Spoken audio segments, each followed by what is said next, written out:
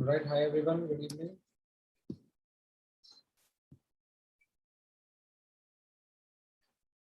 Good evening, sir.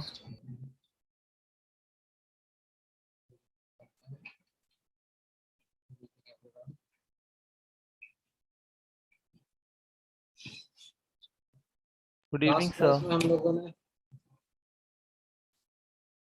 Miscellaneous and factors का discussion किया था। Miscellaneous 4, miscellaneous 5 and miscellaneous 6, right. हाँ, इसमें तुम क्या कह रहे हो, तुम्हें मिसलेनियस 6 में डाउट आ रहा है। मिसलेनियस 6 में कहाँ डाउट आ रहा है Prithviraj? Like, were you able to recognize what miscellaneous 6 cases? Yes, sir. Instead of just one oxidation cases, it is going through multiple ones. Correct. So when you look at that, you have to identify it by yourself. इसलिए -1 में भी है और 0 में भी जा रहा है। तो अब you need to know in order to calculate the factor, you need to know कि कितने -1 में रह जा रहे हैं, कितने 0 में जा रहे हैं, right? कितने एटम्स। तो उसके लिए बैलेंसिंग जरूरत है। बिना बैलेंसिंग के हम लोग एनफैक्टर पे निकाल नहीं पाएंगे। तो यहाँ पर हम बैलेंसिंग करके पता करते हैं कि 16 क्लोराइड आयंस में से 2 और 2 इंटू 2 4 6 तो -1 में रह जा रहे हैं, नो चेंज। Yes, sir. और 10 में 1 का चेंज आ रहा है। Yes, sir. इस स्टेटमेंट हम लिखा, तो यहाँ पर हम लोग डेफिनेशन अप्लाई कर देते हैं, net change in oxidation state पर मॉलिक्यूल। तो आउट ऑफ द 16 मॉलिक्यूल्स 6 में कोई चेंज नहीं है, 10 में 1 का ही चेंज है, तो एन फैक्टर 5 राइट आ जाता है। Oh, okay, sir. Yeah. Okay, sir. Now.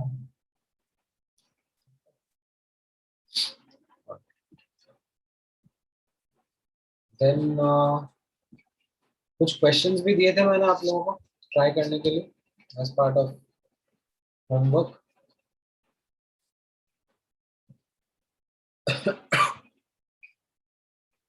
HA2 homework assignment 2 नहीं करा आप लोगों ने?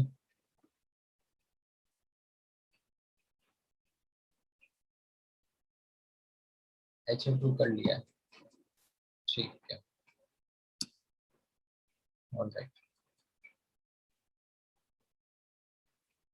तो आज हम लोग रेडॉक्स टाइट्रेशंस का भी डिस्कशन स्टार्ट कर सकते हैं,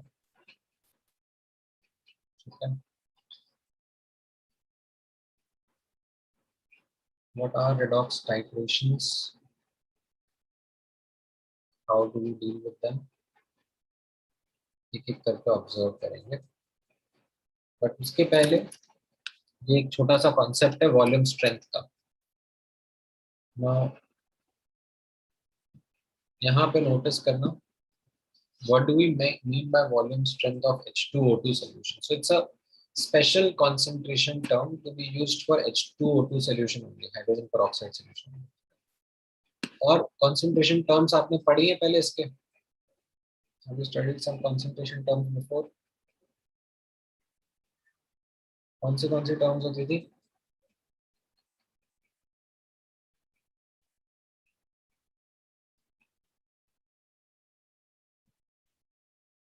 मोलारिटी, नॉर्मेलिटी, मोलालिटी, ठीक है। तो वैसा ही एक यहाँ पर ये कॉन्सेंट्रेशन टर्म है, वॉल्यूम स्ट्रेंथ, बट ये स्पेसिफिकली H2O2 के लिए डिफाइन हो जाता है। नाउ इसका रिजल्ट ज्यादा इंपॉर्टेंट है, याद रखना। But volume strength of H2O2 solution is 11.2 times molarity of H2O2 solution, ठीक है। रिजल्ट आपको डेफिनेटली ध्यान में रखना है। अब जो ये रिजल्ट है ये कहाँ से आता है, तो उसका डेफिनेशन डेरिवेशन क्या है वो मैं आपको बता देता हूँ, ठीक है। पहले आप इतना कॉपी कर लो, ठीक है, फटाफट इतना लिख लो।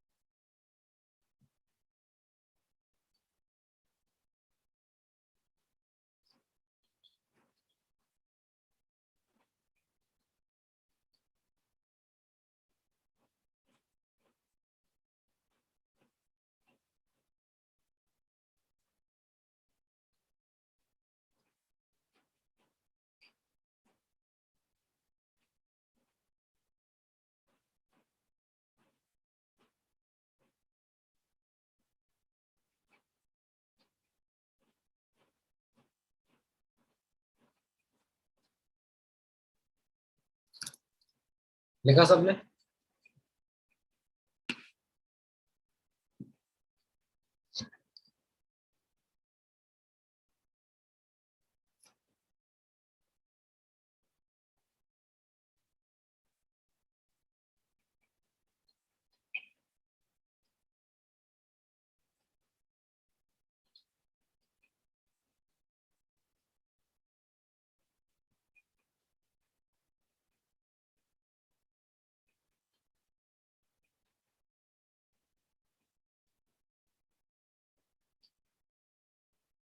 So done. सो यहाँ पर अब आप नोटिस करोगे डेफिनेशन आप लोगों ने लिखा होगा, volume strength of H2O2 solution is the volume in liters at NTP of O2 gas liberated by 1 liter of solution upon self decomposition. What do I mean by this? तो एक H2O2 का solution जो है वो रखे रखे self decompose होता है into H2O and O2, disproportionation reaction. तो 1 लीटर सोल्यूशन गिवन है यहाँ पर आपको, that this is C molar and 1 litre. C molar 1 litre मतलब C मोल्स होगा इसके। कितना O2 देगा वो अपन मोल एनालिसिस से कर सकते हैं। अगर इसके C मोल्स होंगे तो O2 के C/2 मोल्स आ जाएंगे, है ना। और अगर मुझे इस मोल से इसका वॉल्यूम एट एनटीपी निकालना है तो I multiply by simply 22.4। So I get that C into 11.2 और मोलैरिटी into 11.2 इतना लीटर ऑफ O2 लिबरेट होता है, and that is what we have defined as volume strength. Hence the derivation of the formula that we studied just above. इसको भी लिखो। समझ में आया? किसी को डाउट है इसमें?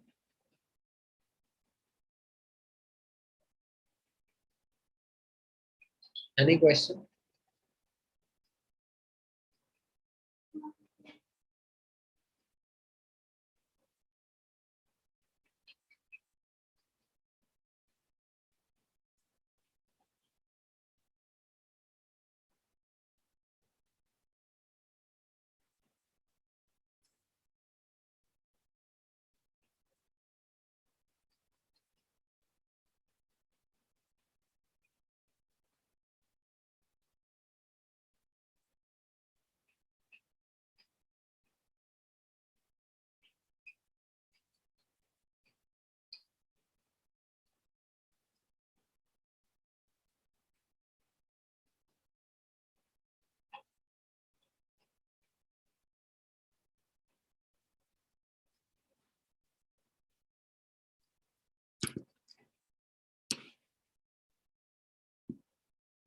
नहीं, H2O2 में ऐसा कुछ खास इसलिए है दैट तो इसके पीछे का बैकग्राउंड आप समझने की कोशिश करो।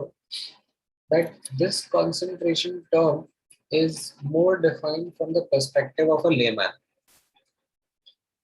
because one of the common applications for which H2O2 is used is that oxygen का उससे कितना आउटकम आएगा। Now for a like common person who does not understand about molality ये सब नहीं पता है, like उसको किस तरीके से बताया समझाया जाता है कि ये H2O2 की 1 लीटर बॉटल ले जा, राइट, और इस पे जितना नंबर लिखा है, ठीक है, मान ले 10 भी लिखा है, तो इस बॉटल से 10 लीटर O2 गैस मिल जाएगा।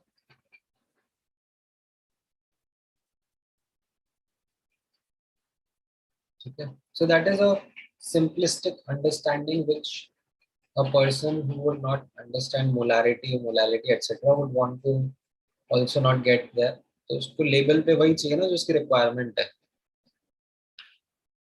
कि हाँ ये बॉटल से कितना लीटर ऑक्सीजन मिलेगा, ये बता दो। That's it. So these are some, you can say, more from the point of view of convenience or marketing designed concentration curves.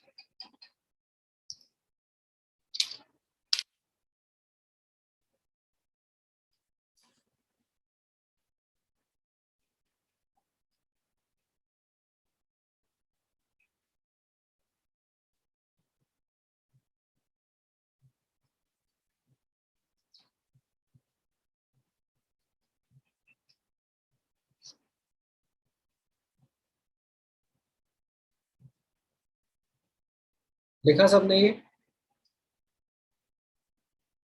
Definition पढ़ो ना हमें. What was the definition?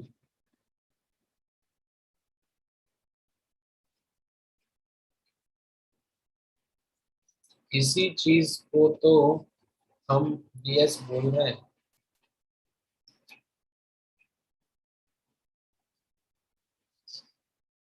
ठीक है. Alright.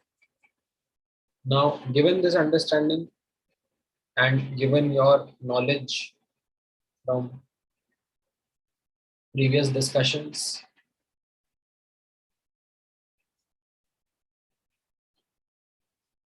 and also the knowledge of reactions, if not, then please go ahead and refer.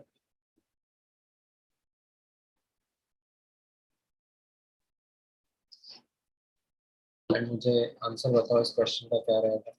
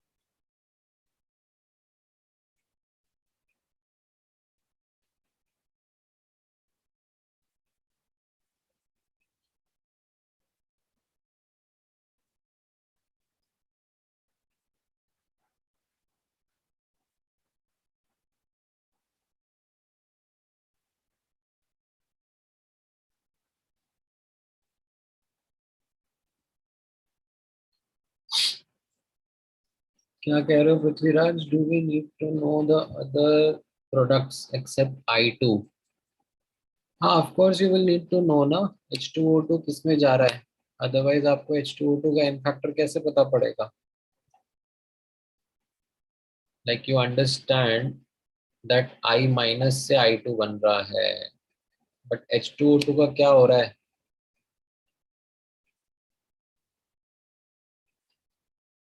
कब सीखोगे ये reactions? कब आएगा तुम्हें केमिस्ट्री का नॉलेज?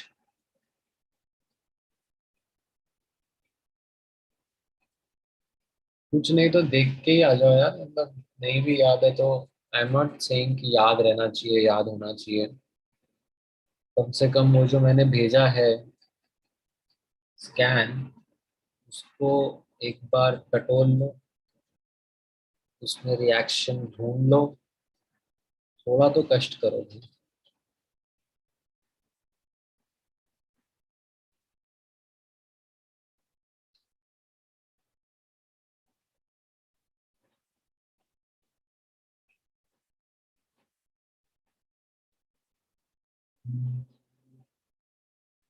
आई थिंक शायद आपका आंसर करेक्ट हो सकता है sorry let me check not sure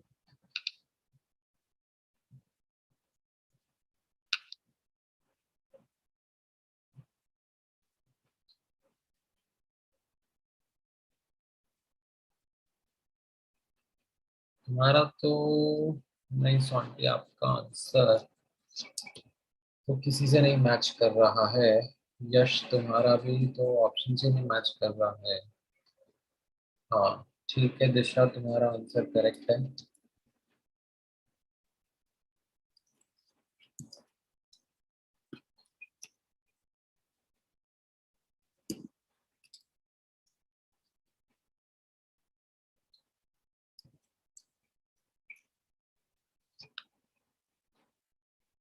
नहीं पृथ्वीराज इसमें लाइक आयोडीन का ऑक्सीजन ऑक्सीडेशन हो रहा है ना आई माइनस से आई2 में जा रहा है तो H2O2 का रिडक्शन होगा वो H2O2 से H2O में जाएगा -1 से -2 का चेंज तो आपको एन फैक्टर तो लिखना आ ही गया होगा ना ठीक है N factor into molarity into volume ये equivalence of H2O2 will be equal to equivalence of I two का एन फैक्टर भी 2 है राइट इसको सॉल्व करके भी आंसर आ रहा है अब तुम लोगों ने कहाँ पे क्या गड़बड़ किया वो फिगर आउट करो because I believe the question was pretty easy ऐसा लग रहा है कि तुम कुछ रिवाइज वगैरह नहीं करके आ रहे हो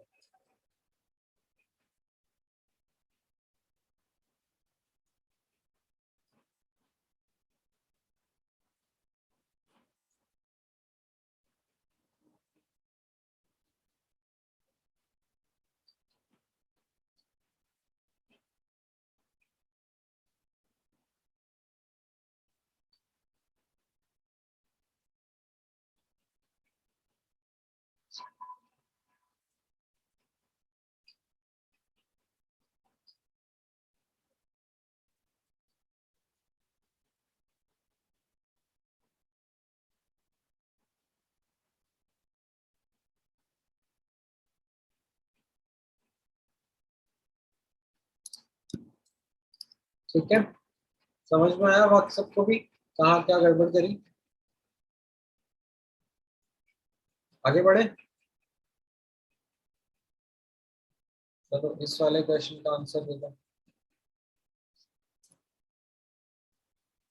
फिर से रिएक्शन एक्सपेक्टेड है आप लोगों से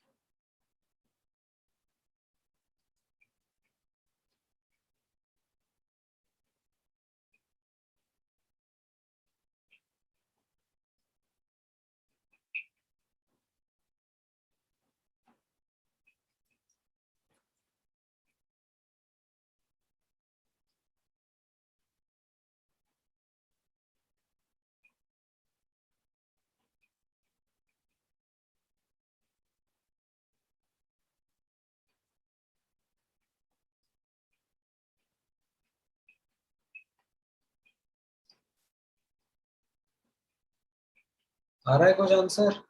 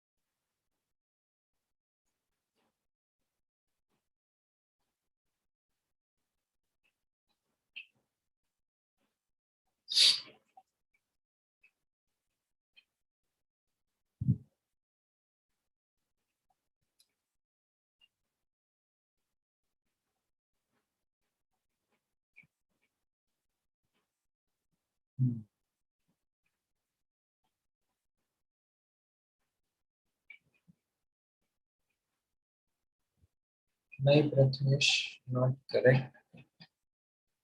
हाँ, सॉन्टी आपका करेक्ट है।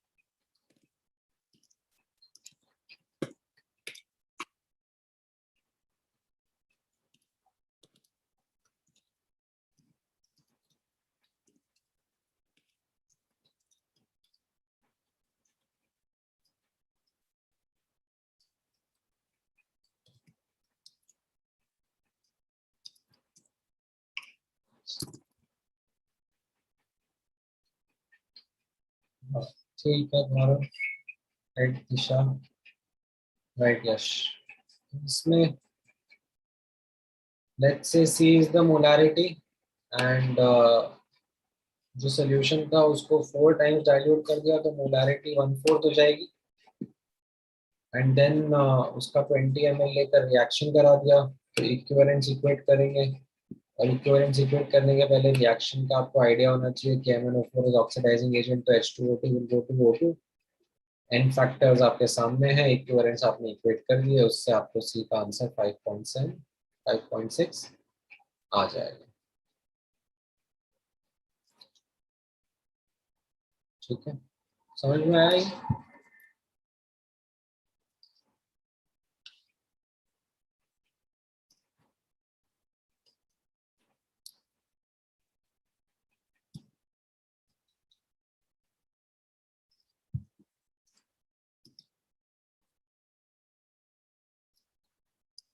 क्लियर है?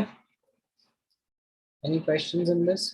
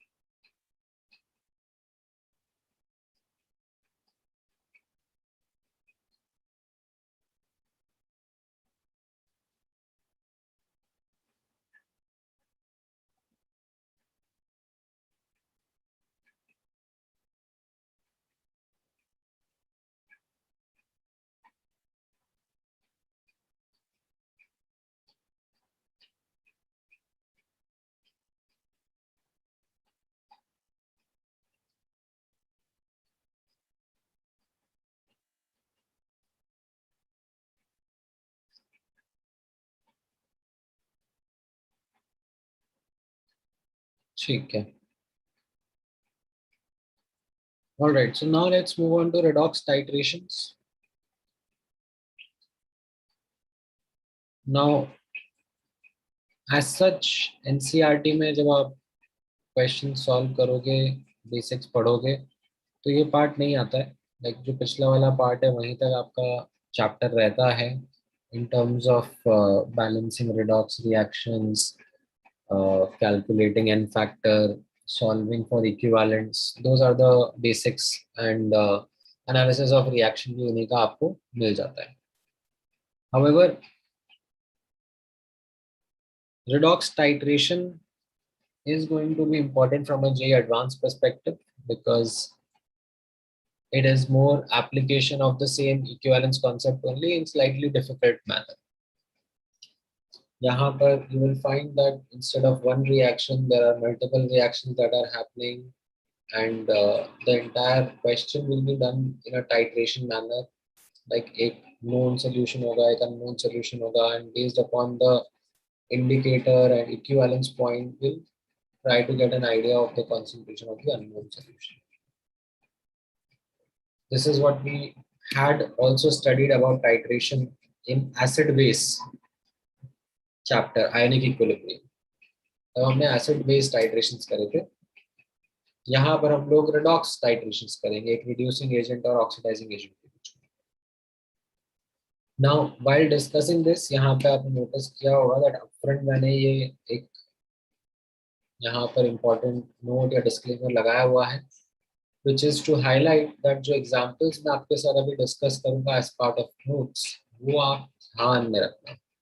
Don't forget these examples. These are important examples found in almost every textbook. ठीक है. So पहला आप notice करना, we'll start with simple redox titration only. ठीक है. And कुछ इस तरीके के examples ही start करेंगे for better understanding. Right? हाँ. Like given this मैं आपको context देता हूँ कैसा रहेगा यहाँ पर. H2O2 का solution रखा हुआ है, volume दिया हुआ है उसका, but molarity नहीं पता, वो हमको निकालना है. कैसे निकाल रहे हैं हम लोग? एक KMnO4 स्टैंडर्ड सोल्यूशन 0.1 मोलर का यूज करें और इसको हम लोग ऐसे ड्रॉप बाय ड्रॉप मानने में ऐड करेंगे. नाउ कब तक ऐड करेंगे? तब तक जब तक KMnO4 पूरे के पूरे H2O2 को कंज्यूम नहीं कर लेता. Like that will be your equivalence point और end point of the reaction. ठीक है. अब वो पता कैसे पड़ता है कि रिएक्शन कब कंप्लीट हो गया? तो उसके लिए like यहाँ पर KMnO4 itself acts as a self indicator. How does it work as a self indicator? तो उसके लिए you know that KMnO4 is a purple colored solution, right? तो ये purple colored solution का drop हम इसमें डालते हैं H2O2 solution में, तो वो purple color fade हो जाता है. क्यों? क्योंकि KMnO4 पूरा consume हो जाता है. फिर हम next drop डालते हैं, वापस से वो स्टर करते हैं, तो KMnO4 का वो जो कलर था वो पूरा का पूरा फेड होगा क्योंकि KMnO4 कंज्यूम हो जाता है. एंड ये ड्रॉप हम डालते रहते हैं जब तक उसका कलर फेड होता रहता है. देन कम्स अ पॉइंट जहां पर अब हम जब ड्रॉप डालते हैं, what we find is that the colour does not fade. तो वो डिस्पर्स होके एक लाइट पिंक शेड दे देगा सोल्यूशन को, बट कलरलेस नहीं होता, गायब नहीं होता. तो यू कैन अंडरस्टैंड दैट उस पॉइंट पर ये H2O2 पूरा खत्म हो चुका होगा, लाइक उसके पहले ही खत्म हो चुका होगा. एंड जो ड्रॉप हमने डाला है that would have been an excess drop. तो you notice the reading of KMnO4 and then comment it as the equivalence point reading. वो equal reading आपको पता पड़ जाएगा and based upon that reading अब आप यहाँ पर equivalence equate कर दो, right? ये आपने experimentally निकाल लिया, उससे AC unknown समझ में आ जाएगा. ठीक है. समझ में आया कैसे होता है ये simple titration, box titration? Yes sir. Sir ठीक है, इतना लिखो तो मैं इसके नीचे का भी कॉपी करवाता हूँ.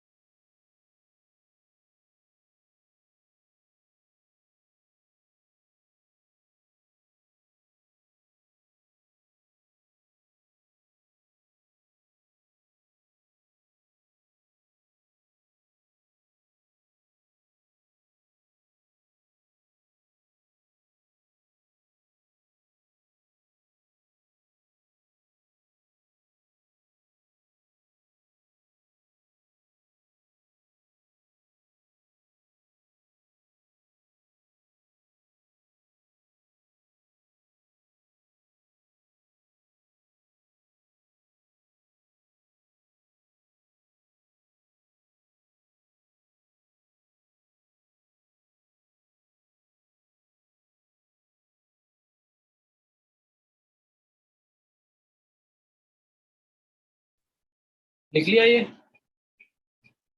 अरे इसके ऊपर ये तुम आयोनिक इक्विलिब्रियम में तो लिखे थे यार, सेम चीज बार बार क्यों लिखते हो?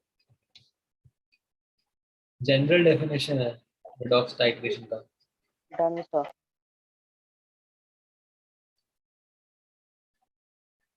ये इसका एक्सप्लेनेशन लिख लो, यहाँ तक का क्वेश्चन तो ये तो कॉपी कर ही लिया था ना। ये इसका एक्सप्लेनेशन जो कैसे सेल्फ इंडिकेटर की तरह वर्क करता है।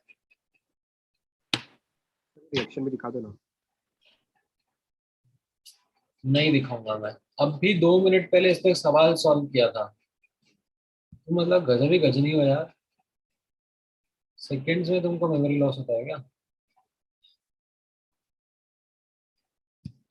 H2O2 और KMnO4 का रिएक्शन नहीं लिख सकते हैं, या तुमको ऐसे एकदम लाइक माइंडलेसली कॉपी करना है?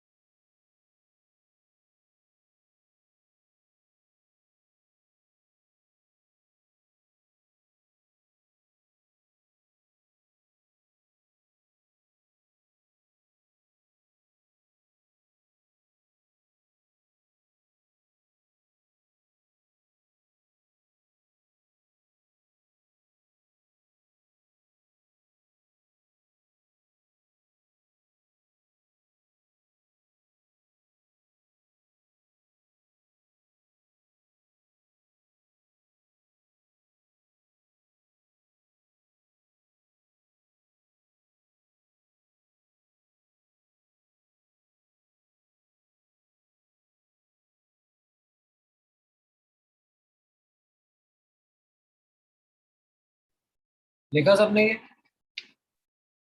सर एक minute please.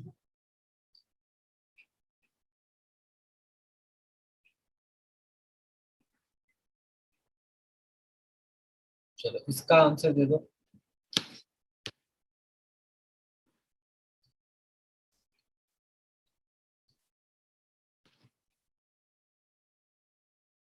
Is anyone able to give an answer to this? Think about this.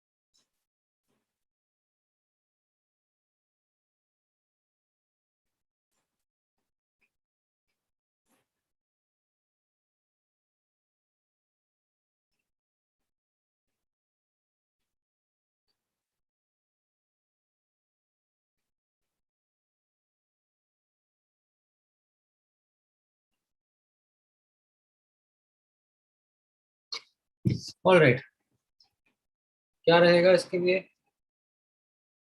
Correct, chloride ion को ऑक्सीडाइज कर देगा ना KMnO4, so that will be like a parallel redox reaction which we don't want. We want KMnO4 to react only with H2O2. However, in case of H2SO4, sulfur already अपने highest oxidation state में है, so that will not be a side reaction.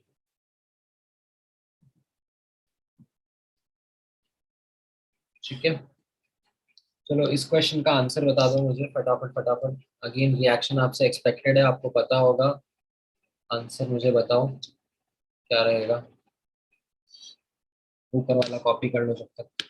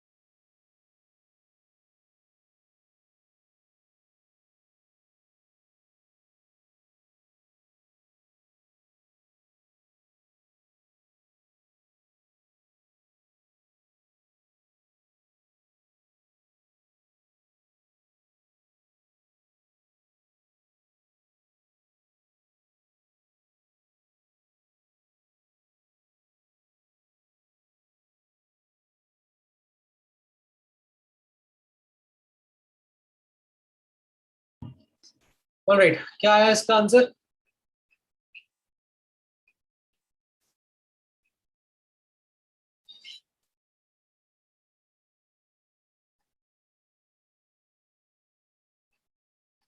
Thirty 33.33 ml आ रहा है।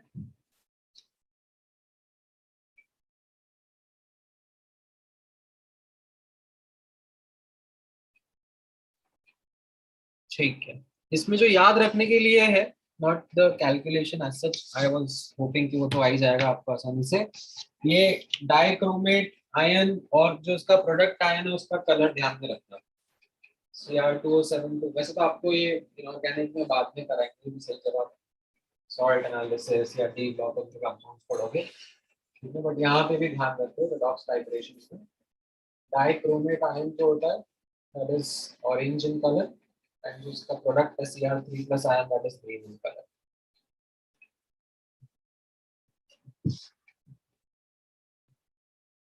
ठीक है, फटाफट फटाफट copy कर लो इसको। Then I will talk about another example of simple titration called as iodometric titration. And again,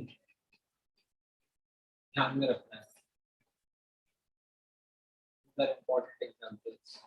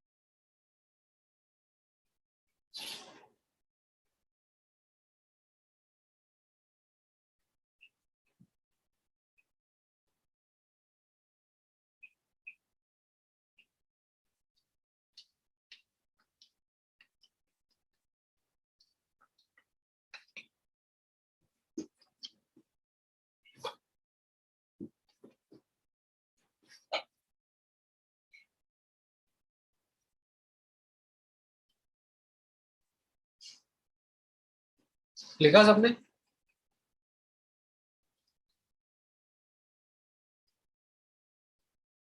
alright, अब ये नोटिस करना आयोडीमेट्रिक टाइट्रेशन और also called as direct estimation of I2। ठीक है, तो इसमें कैसा होगा, how this titration would work is iodine, that will be the unknown, is estimated using something called as hyposolution, standard hyposolution, sodium thiosulfate भी बोलते हैं इसको। स्टैंडर्ड होगा, इसका कॉन्सेंट्रेशन अपने को पता होगा, एंड ड्रॉप बाय ड्रॉप इसका हम लोग एडिशन करेंगे इन द ब्लैक और डार्क पर्पल I2 सोल्यूशन। इससे ये I- और सोडियम टेट्राथायोनेट बनता है, टेट्राथायोनेट आयन बनता है, and all these are colourless species. ठीक है, इस टाइट्रेशन में starch will be used as an indicator. How will that work, वो मैं आपको समझाता हूँ, पहले आप इतना कॉपी कर लो। ठीक है, ये इंपॉर्टेंट रिड्यूसिंग एजेंट रहेगा अपने लिए, मैंने अगेन हाईलाइट कराया हुआ है आप लोगों को in your list of common oxidising and reducing agents. अभी आप इसका काफी यूज देखोगे।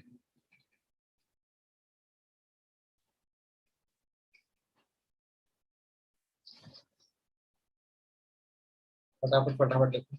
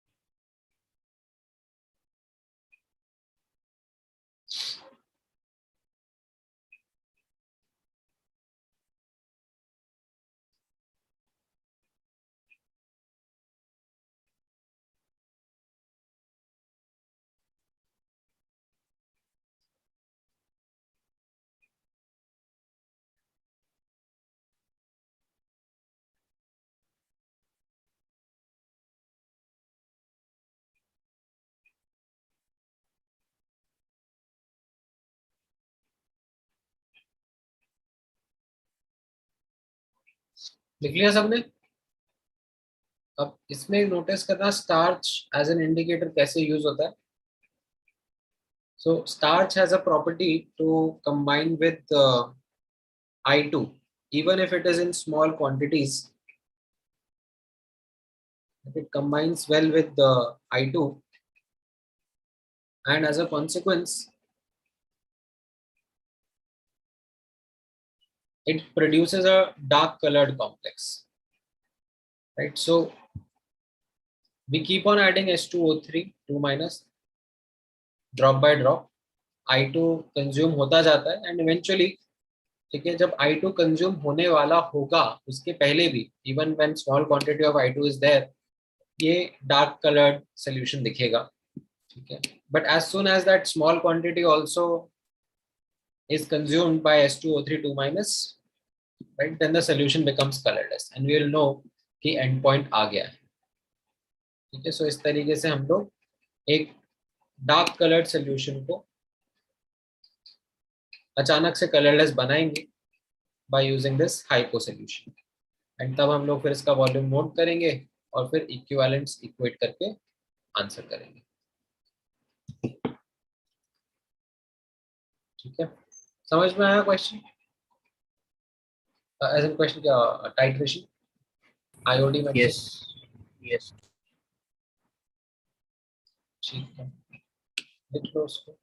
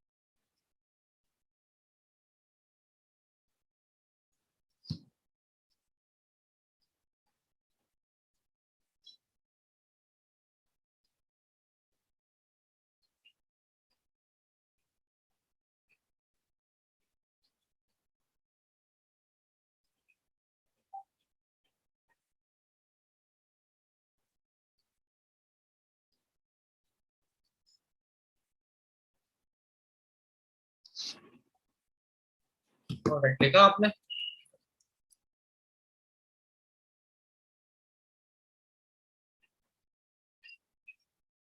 कितना लिख लिया सबने?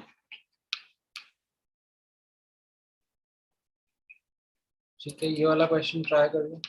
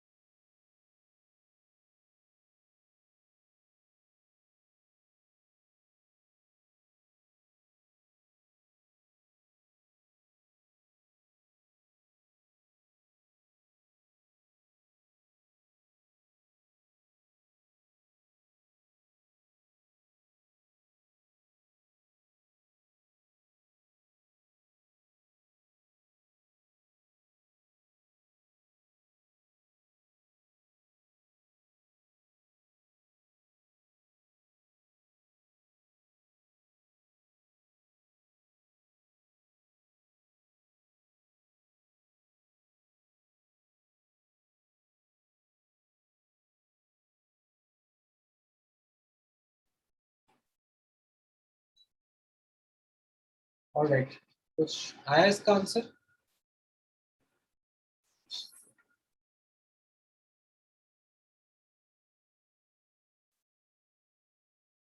चलो करते हैं।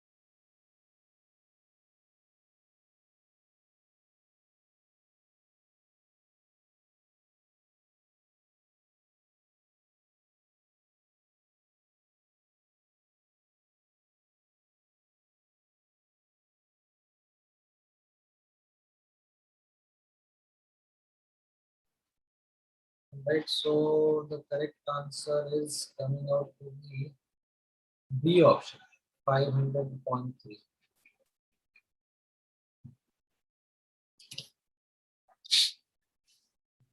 स्ट्रेट फॉरवर्ड ये मीडियम का ध्यान रखना है। यहाँ पर लिखा भी है एसिडिक में MnO4 माइनस से Mn2 प्लस जा रहा है, यहाँ पर MnO4 माइनस से MnO2 जा रहा है न्यूट्रल मीडियम में।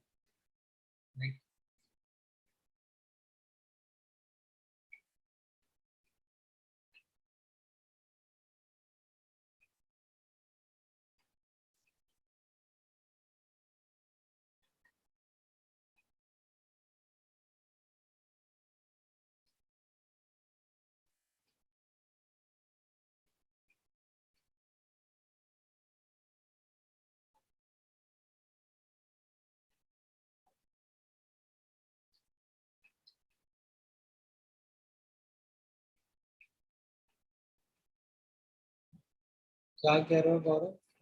ओरिजिनल जे में वो रिड्यूस वाला तो अच्छा ये कई बार दे भी दे देते हैं, देखो कई बार दया खा जाते हैं, कई बार नहीं देते हैं। मतलब इनफैक्ट लाइक जे एडवांस में डायरेक्टली क्वेश्चन पूछा हुआ है, ईवाईक्यूज देखोगे तो भी कि MnO4 कौन सी स्टेट में गया है, मतलब that has been a question, like आपसे एक्सपेक्टेड है ये सब चीज ऑफ नॉलेज।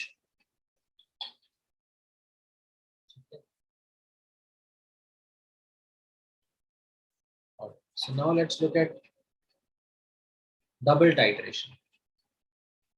तो double titration notice करना, what do we mean by double titration? So as the word suggests, there are two steps of titration that are going to happen. And the reason why we say two steps are going to happen is because it is difficult to observe the equivalence point of the first step. कैसे आप यहाँ पर observe करना? So say there is this example, iodometric titration or indirect estimation of I2. तो इसमें पहला step है that you have an unknown solution, ठीक है, एंड I माइनस के साथ में उसको रिएक्ट कराता है, ठीक है। As a consequence, I minus, it is acting as a reducing agent, it itself oxidizes to I2 and whatever is the reduced form of the unknown. अब प्रॉब्लम कैसा है इस टाइट्रेशन में, ये जो I2 है that is dark in colored, so from the start of the solution itself, right, जैसे मैंने ये I माइनस डालना शुरू करा, ठीक है, सोल्यूशन का कलर डार्क होने लग जाता है and it's not also that equivalence point आ गया है, उसके पहले ही ये डार्क होना शुरू हो जाए। सो एज अ कॉन्सिक्वेंस इसका एंड पॉइंट क्या होगा वो मैं एक्सपेरिमेंटली व्यू नहीं कर पा रहा। कलर चेंज जो है वो मेरे काम का बचा नहीं अभी, क्योंकि ऑलरेडी स्टार्टिंग से डार्क कलर दिखने लग गया। तो अब हम इस प्रॉब्लम को ओवरकम करने के लिए क्या करते हैं, what we do is we add I minus in excess. ठीक है, हम लोग आई माइनस को एक्सेस क्वांटिटी में ऐड करें। ऐसा करने से क्या होगा, वी इंश्योर कि पूरा का पूरा अननोन जो है वो रिएक्ट हो गया एंड I2 बन गया।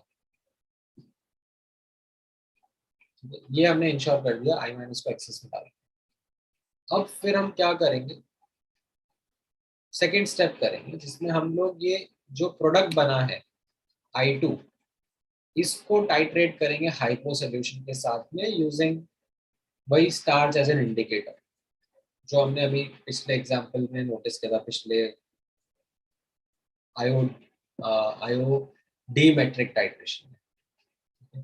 अभी भूल जाता हूँ नाम, मुझे भी कंफ्यूज करते रहते हैं बार बार, आयो दो आयो डी, बट ठीक है मेरा कंफ्यूज करके तो हो गया, आपको याद रखना है। आयो दो इज फॉर इनडायरेक्ट एस्टिमेशन।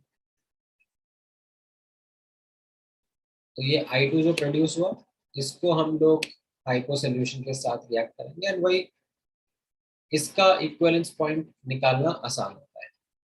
इसका इक्विवेलेंस पॉइंट जब आएगा, ठीक है, जो ये फर्स्ट इक्वेशन थी उसमें मैं equivalent of unknown equal to equivalent of I2 लिख सकता हूँ फर्स्ट इक्वेशन से, और सेकेंड इक्वेशन से मैं equivalent of I2 is equal to equivalent of hypo लिख सकता हूँ।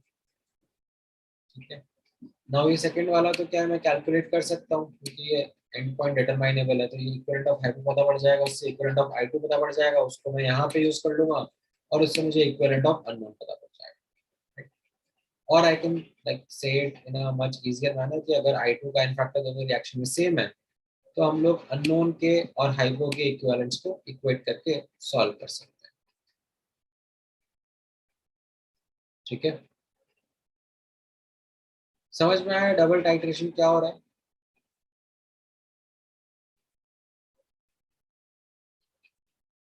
The underlying concept is same only.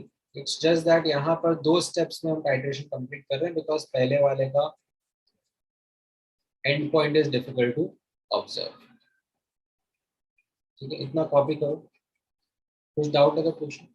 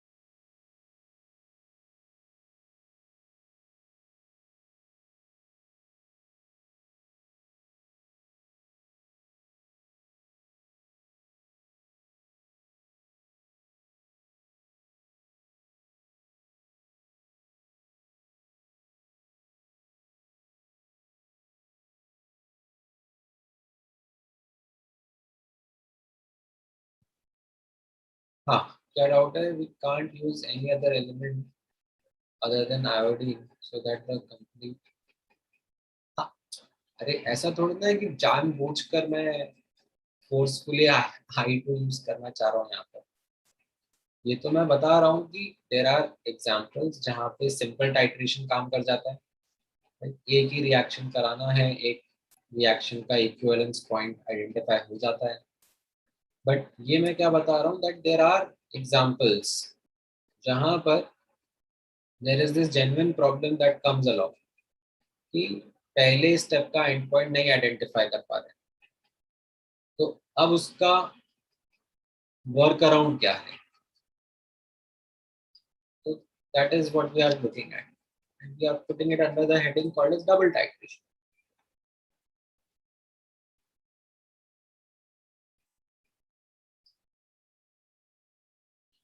ठीक है।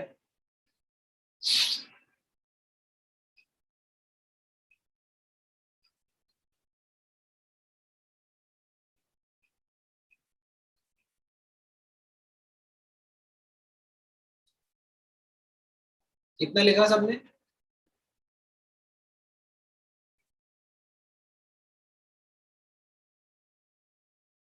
नीचे स्क्रॉल कर दो।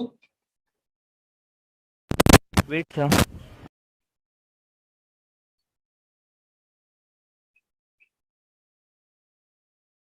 The problem with the first step is that थोड़ा विजुअलाइज करने की कोशिश करो, ये कलरलेस है और आई माइनस भी कलरलेस होता है, बट इसका मैंने पहला ड्रॉप डाला, यहाँ पर I2 बना।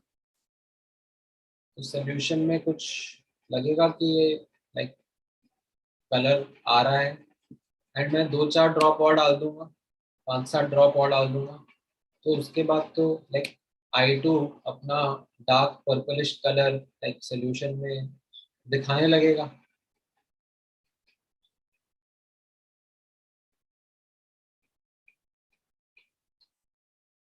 बट लेट से जो इक्विवेलेंस पॉइंट है वो तो 50 ml या 50 ड्रॉप्स डालने के बाद आ रहा हो।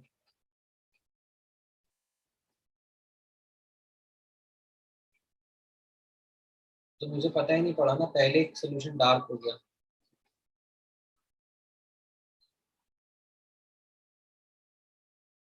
समझ में आया प्रॉब्लम?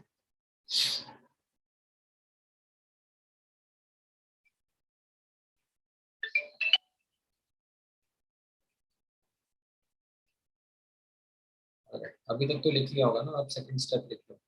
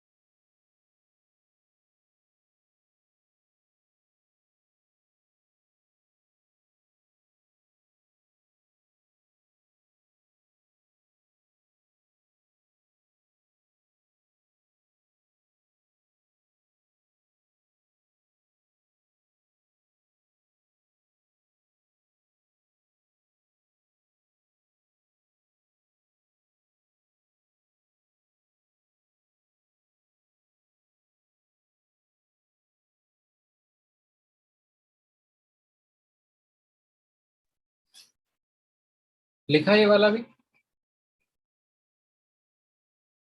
So wait.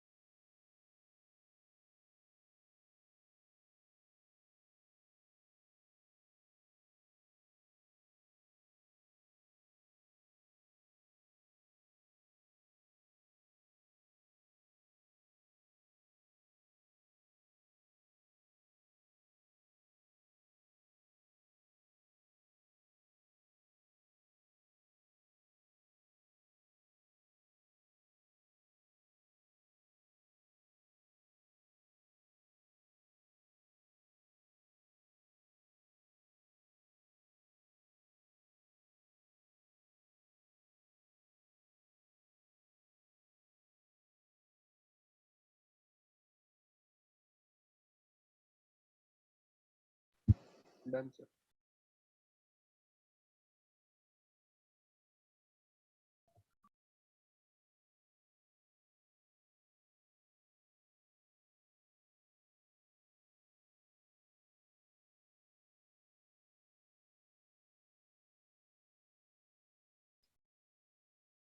ठीक है, ये वाला भी पॉइंट लिख लो एंड साथ ही साथ फिर ये क्वेश्चन सॉल्व कर लो।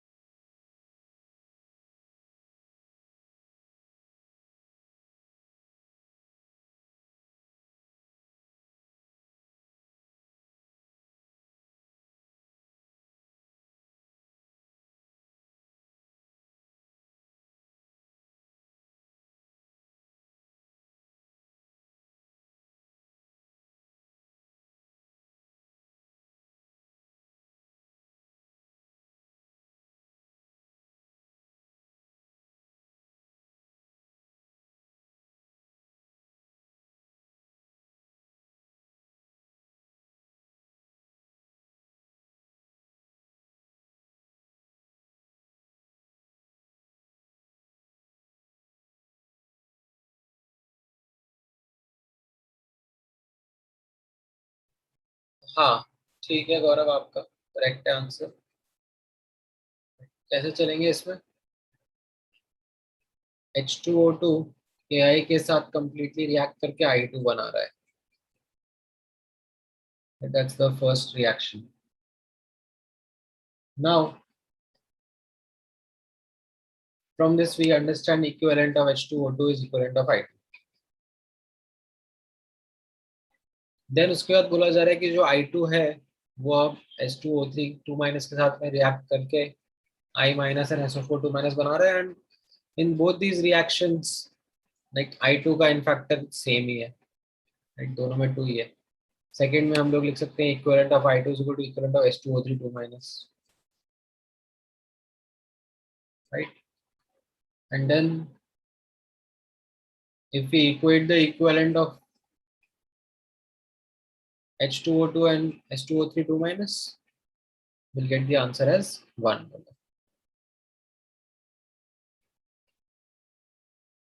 ठीक है,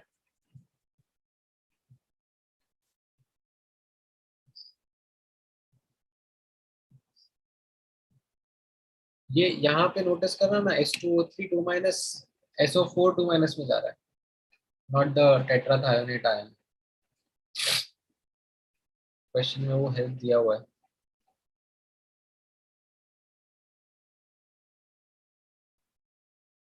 ठीक है, तो एन फैक्टर्स वगैरह आई होप ये एन फैक्टर्स आप निकाल चुके हो, मतलब I don't need to explain the oxidation states and then the N factor, right. I hope last 2-3 class में इतना प्रैक्टिस है कि ये समझ में आ रहा होगा।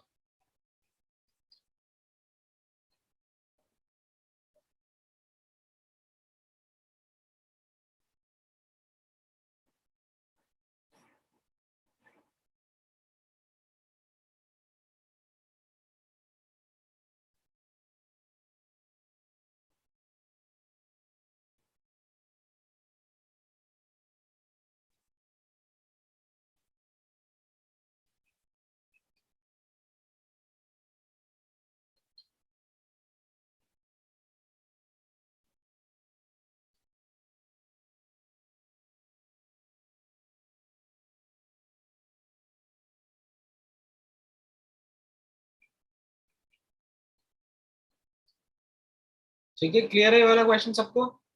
किसी को डाउट तो नहीं है इसमें?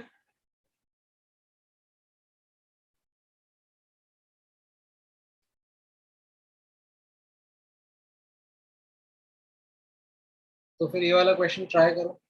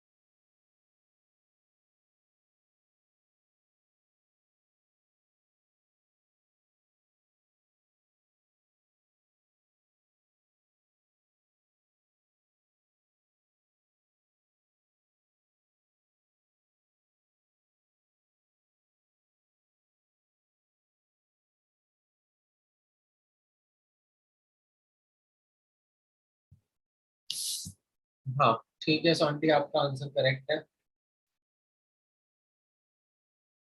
आयोडीन का एटॉमिक वेट 127 होता है ना।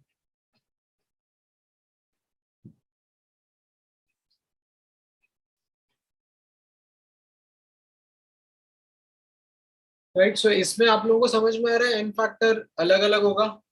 पहले रिएक्शन में कितना एन फैक्टर है आयोडीन का?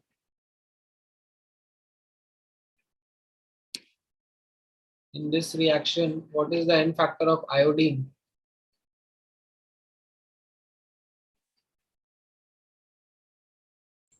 what? नहीं,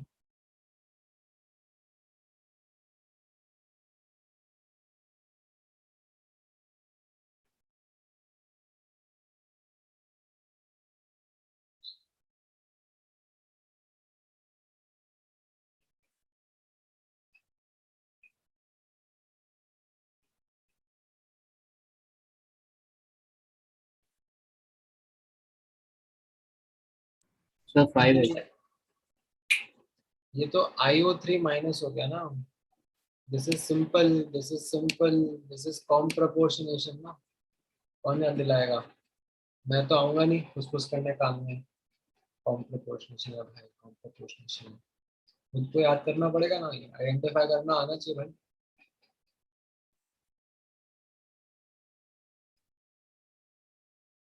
You will have to identify.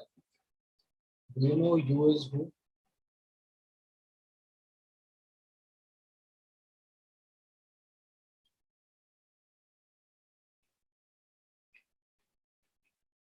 ठीक है, सेकेंड रिएक्शन जो है उसमें तो n फैक्टर 2 होगा,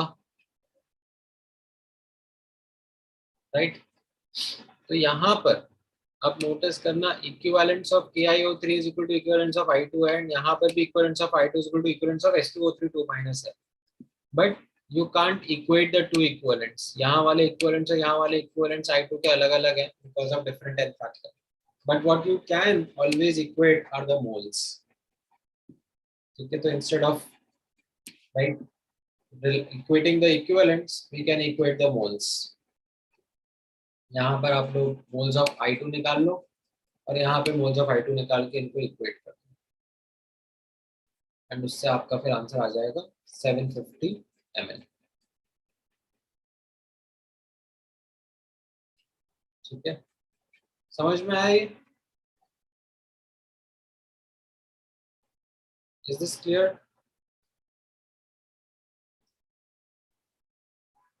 कैसे कैलकुलेट करना है ये? अगर n फैक्टर सेम नहीं हो of the common species of I2, equivalent equate मत करना, moles equate कर लेना. Moles equate करने के लिए you will have to then like, put that effort in.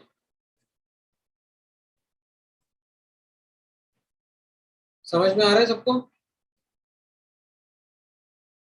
Any doubt in this?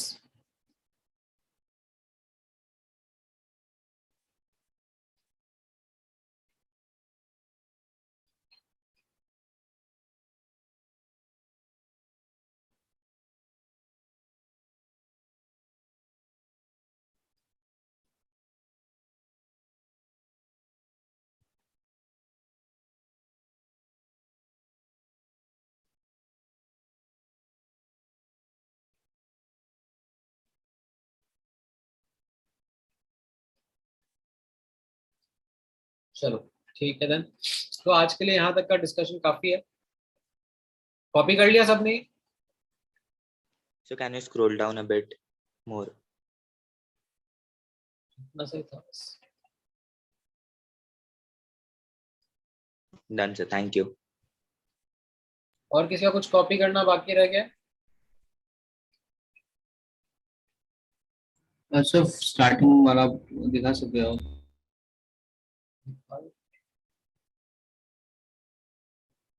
Sir थोड़ा नीचे. और नीचे?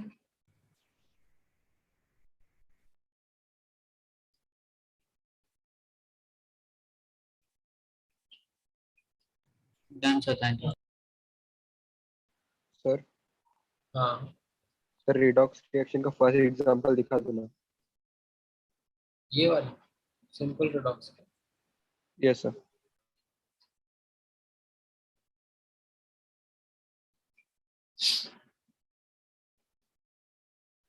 सर थोड़ा स्क्रॉल करो ना. नीचे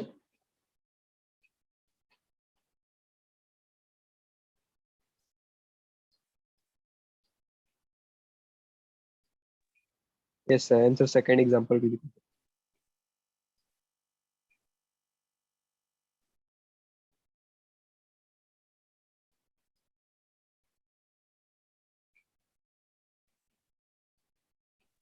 Done, sir. Done.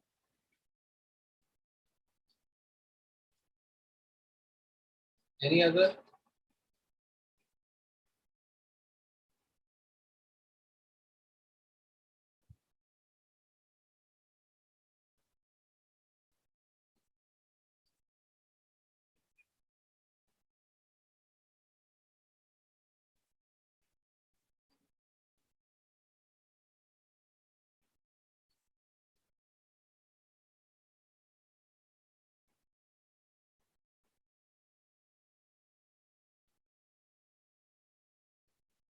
ठीक है चलो.